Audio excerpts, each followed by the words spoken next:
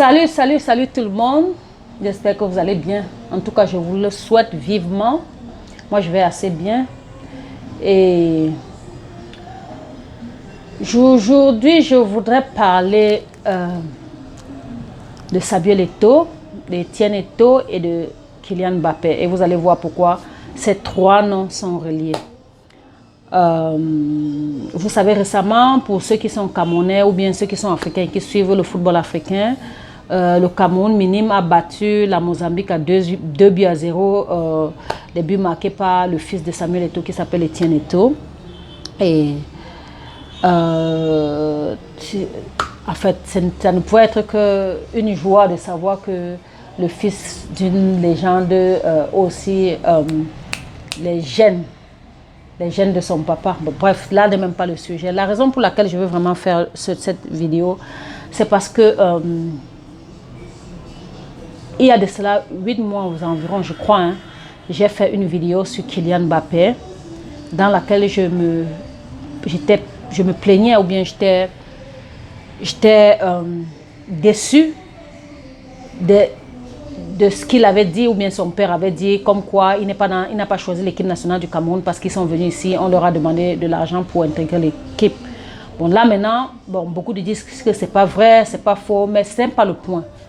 Que ce soit faux ou vrai, moi je voulais quelque part à travers ça donner l'intention de ce que nous, les Noirs ou Africains, faisons quand il s'agit de choisir notre nation, notre patrie, notre pays. On se vend toujours très moins cher. En fait, ce qui m'a motivé vraiment à faire cette vidéo, c'est que il y a, je crois, 2 jours, je suis tombée sur une interview. L'avenir aussi de Samuel, c'est Etienne. Ah oui, et un bon joueur.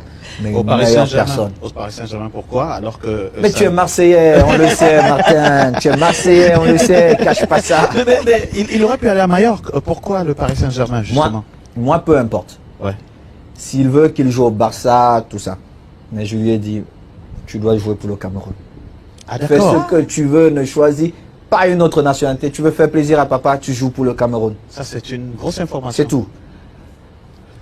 Tu peux, moi, je vais te conseiller, tu veux jouer au Barça, Real Madrid, Paris, tu veux continuer, mais le Cameroun. Tu joues pour le Cameroun. Là, tu feras plaisir à papa, c'est tout. Tu n'as pas peur qu'il vive ce délit de faciès? C'est le fils d'Eto'o. C'est le fils. Et qu'à la fin, il soit emmerdé et qu'il regrette, justement parce que Samuel, les binationaux ont souvent très souffert dans cette équipe du Cameroun. Certes, mais l'avantage aussi, c'est qu'il a un papa qui a servi cette belle équipe pendant 16-17 ans, dont je connais quand même comment ça fonctionne là-bas. Et tu es son manager, oui. Ouais, je ne suis pas son manager. Son papa, mais je suis son papa, ouais. Donc je suis plus que son manager. Mais je sais que ce pays, il ne l'a pas acheté. Ce n'est pas un pays qui va l'adopter comme ailleurs, c'est chez lui. Il faut à un moment donné qu'il rentre, qu'il aime ses couleurs, comme son papa l'a fait, et qu'il nous serve. Il a été meilleur buteur récemment. Oui, il a été meilleur buteur. Il est capitaine. Bon. Hein? Et en plus, c'est une meilleure. Comme son père. Exceptionnel, mon fils. Donc il peut venir jouer déjà avec les minimes du Cameroun ou ainsi de suite. Tout va de là. C'est sa décision. Moi, papa, je donnerai toujours mon conseil, mais c'est mon fils qui doit prendre la dernière décision. C'est comme ça, il y a la démocratie. Bref, je suis tombée sur une interview de Samuel Eto'o il y a quelques années. Je n'ai pas bien vu l'année, mais je crois que si vous avez regardé la vidéo là, où dans cette vidéo que vous venez de voir, où il disait, où le journaliste lui posait la question de savoir comment il allait manager son fils, l'avenir footballistique de son fils, c'est-à-dire est-ce qu'il allait tout faire pour qu'il entre dans une équipe comme le Barcelone, Paris Saint-Germain, Milan, bref, vous connaissez les grandes équipes, des grands clubs européens. Et Samuel Eto'o a dit que lui, ce n'était pas ça qui l'intéressait, donc que si son fils tenait à lui faire plaisir, il fallait qu'il joue avec le vert ou jaune. C'est-à-dire que voilà ce qu'il a dit à son fils, mon fils, si vraiment tu veux faire plaisir à papa, il faut que tu joues pour le Cameroun. Et son fils l'a écouté, il l'a fait. Il a dit, il n'était pas encore sûr que son fils devait être à point ou aussi talentueux pour être choisi parmi l'équipe, dans l'équipe nationale de football. Il a dit parce qu'il l'aime tellement. Ça, c'est un acte de patriotisme hors pair. Voilà ce que j'ai l'intention que je voulais exprimer dans ma vidéo précédente quand je parlais de Kylian Mbappé, où les gens ont voulu me crucifier en disant que si c'est l'argent, au Cameroun, on ne peut pas le payer comme on le paye là-bas. Oui, on est toujours en train de vouloir assimiler tout à l'argent et c'est pour ça qu'on perd notre honneur et notre dignité. C'est vrai, Samuel Eto'o, on va dire Samuel Eto'o a déjà l'argent, son fils n'en a plus besoin parce qu'il en a déjà terminé. C'est pas vrai. Si vous avez constaté, les gens dans le monde qui ont l'argent, c'est eux qui recherchent même davantage l'argent. Mais dans ce cas spécifique, on peut voir l'amour sans condition d'un homme pour son pays.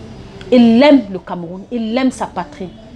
Malgré le fait que son fils, il a eu ce fils d'une mère espagnole qui n'a probablement pas grandi avec lui, qui a grandi avec elle, mais qui a réussi à inculquer, à dire à son fils, au-delà de tout ça, que si tu aimes ton papa et si tu veux faire plaisir à ton papa, joue pour mon pays. Sachant que le Cameroun n'est pas à son top en ce moment, sachant que c'est-à-dire que les conditions pour jouer dans le Cameroun, ce n'est pas évident. Il y a les critiques. Samuel Eto'o même étant ce qu'il est. Aussi bien il y a les gens qui l'adorent, il y a aussi bien il y a des milliers qui le détestent. Malgré cette énergie, malgré ce cafouillage qu'il y a dans notre football camerounais, il n'a pas eu peur de dire à son fils que non, je veux pas que tu évites, je veux que tu évites ce genre de trucs. Va jouer même pour le Barcelone, pour l'équipe espagnole. Non, il a dit, je veux que tu joues pour ton pays. Ça, c'est à respecter. Ça, c'est à applaudir. Parce que très peu des gens, des hommes vont le faire. Beaucoup qui me regardent même ne peuvent pas le faire. Parce que ce qu'on regarde toujours, c'est l'argent. Mais l'argent n'est pas tout. On ne peut pas mettre sa dignité ou son odeur toujours en deçà de l'argent. Et la raison pour laquelle on n'est pas respecté dans le monde. Kylian Mbappé, il est bon aujourd'hui. Il a marqué 2 buts l'autre jour, c'est 3 buts contre, je crois, c'était en Ligue des Champions. Il a fait, c'est très bien beau. Mais ces Européens nous utilisent toujours quand ils ont besoin de nous. Ils utilisent et après nous jettent comme des serpillères. Ils nous pressent comme la canne à sucre. Et quand on devient, comment on appelle ça, les déchets là, ils nous jettent à la poubelle. Pourquoi est-ce qu'on ne pense pas qu'avec, si on a des talents, pourquoi ne pas toujours se perdre dans le pays des Blancs? Pourquoi pas nos joueurs aussi talentueux ne peuvent pas se décider de revenir dans leur pays et faire des choses pour nous? C'est vrai, on va dire que le système des clubs chez nous n'est pas encore assez évolué. On ne refuse pas, mais chaque chose a un début. Mais si on continue toujours à fuir, on continue toujours à aller de l'autre côté parce qu'on se dit que c'est là-bas que c'est meilleur, qui va commencer chez nous? Qui va prendre le devant? Qui va faire comment? Parce que chaque parent qui a l'opportunité d'avoir son enfant qui est bien et qui peut l'envoyer ailleurs, il va l'envoyer sans condition toujours parce qu'on veut avoir sa part. C'est ça, en fait, la gangrène qui mine notre pays. Ce truc d'individualisme qu'on a mis dans nos moelles épinières, qui sont ancrés jusqu'au point où ça nous détruit tous les jours, mais on ne voit pas. On continue toujours de suivre bêtement cette voie. Ensemble, on peut faire des miracles. Ça, je suis convaincue là-dessus. Donc, ce que Eto'o a fait, vraiment, pour tous ceux qui le détestent, si vous voyez que ce geste patriotique n'est pas honorable, vraiment, c'est que c'est la sorcellerie. C'est que vous êtes sorcier. Parce que quelqu'un qui a, comme on dit, qui a des entrées dans les grands clubs, qui a des relations avec pas n'importe qui, pouvait mettre son fils n'importe où, si simplement il cherchait l'argent et être reconnu par les gens d'ailleurs. Mais il sait d'où il vient. Il connaît son identité, il l'apprécie, il l'approuve et il l'accepte. Quelles que soient les conditions dans lesquelles on vit dans notre pays, quelles que soient les souffrances, quelles que soient, ce n'est pas au niveau des autres, mais ça n'empêche qu'il décide qu'il veut que son fils soit ici. Mais il y a une chose que je veux vous dire. Chez nous, je suis par exemple là à Douala, il fait extrêmement chaud. Il y a les moustiques de pique même en plein jour. Il n'y a pas de bonne route, on coupe l'électricité, l'eau n'est pas assez potable. C'est vrai, on a tous ces mots qui nous dérangent. C'est vrai. Mais je veux vous dire une chose. D'un autre côté aussi, du côté des Blancs, moi par exemple, je vis aux États-Unis. C'est un très beau pays. Les maisons sont belles, il y a tout le confort que vous voulez. Mais psychologiquement, vous êtes fini. Vous n'avez pas de vie. On vous tue à petit feu. Vous ne vivez pas. Comme Les Brown disait, on enterre la majorité des gens qui vivent là à 25 ans, meurent à 25 ans, on les enterre à 65 ans. Parce que tu n'es que l'ombre de toi quand tu es là-bas. Oui, tu es dans une grosse voiture. Oui, tu es dans une belle maison, mais tu n'as pas de vie. Tu n'as pas de sanité. Tu n'es pas heureux. Ces gens, laissez que les gens ne viennent pas vous faire semblant là. Pour semblant, quand ils viennent ici, ils font comme si ça va trop. Ils font 10 jours. Non, que quelqu'un est fort, qu'il fasse des mois dans son pays. Ils ne le peuvent pas d'abord parce qu'on ne peut pas d'abord leur donner la permission pour ceux qui travaillent dans des compagnies des autres personnes. Donc, pour vous dire que non, en fait, moi, c'était quelque part pour revenir sur cette vidéo, j'avais fait où beaucoup de gens me crucifiaient. Voici un exemple palpable. Quand je l'ai fait, je ne savais même pas que tu avais donné ce genre d'interview. Et je le répète encore, il a donné quand il ne savait même pas que son fils devait être retenu. Ou bien, ok, disons même, vous allez lui dire que oui, c'est tôt, on devait n'importe comment retenir son fils. Mais il ne savait pas que son fils devait bien jouer et marquer. On ne sait même pas encore l'avenir, mais quel que soit les retombées ou quel que soit ce qui va en sortir de sa décision, son problème c'est que son fils qui a son sang doit jouer pour le vert, rouge et jaune. Et il l'a fait. Et c'est ça, ça a honoré. Donc que ceux qui viennent là me disent, madame, vous ne savez pas ce que vous dites, Kylian Mbappé a fait ceci, n'a pas fait cela, on s'en fout. Parce que si son père avait reconnu d'où il vient, accepté son identité, il devait dire à son fils que non, tu peux jouer pour ton pays. Le Cameroun n'est pas aussi mauvais que ça. Et même si on l'est, on peut progresser. On a quand même arrivé à un top niveau à la Coupe du Monde. On est arrivé aux Jeux Olympiques. On a bravé, on a un CV qui est plein. Donc ça veut dire que le Cameroun n'est pas n'importe quelle équipe. Quand vous parlez, je suis aux États-Unis, quand vous parlez aux gens du Guatemala, Honduras, Mexico, quels que soient les pays de l'Amérique du Sud à qui vous parlez, ils vont vous dire qu'ils connaissent les lions indomptables. Pourquoi? Parce qu'on a marqué le monde entier avec notre football. Ça veut dire qu'on peut revenir. Donc si on a des grands footballs, que vous préférez jeter nos talents ailleurs, simplement parce que vous cherchez de l'argent, simplement parce que oui, il faut que chez vous, quand vous venez, il faut qu'on vous dresse le tapis rouge, on vous lèche le cul parce que vous êtes né en France ou bien vous êtes né ailleurs, ça c'est du n'importe quoi. Un bon citoyen pour son pays est comme un soldat. Il vient se bagarrer, quelque coup que vaille, que ce soit sous la pluie, sous le soleil, c'est ça, aimer son pays, aimer sa patrie. Et tu montres aux autres, et c'est comme ça que les autres vont avoir du respect pour toi. Les gens n'ont pas de respect pour nous, la plupart du temps parce qu'on se vend trop moins cher. Parce que c'est trop facile. Dès qu'on te propose un peu d'argent, tu pars. C'est vrai, l'argent c'est beau, mais l'argent n'est pas tout.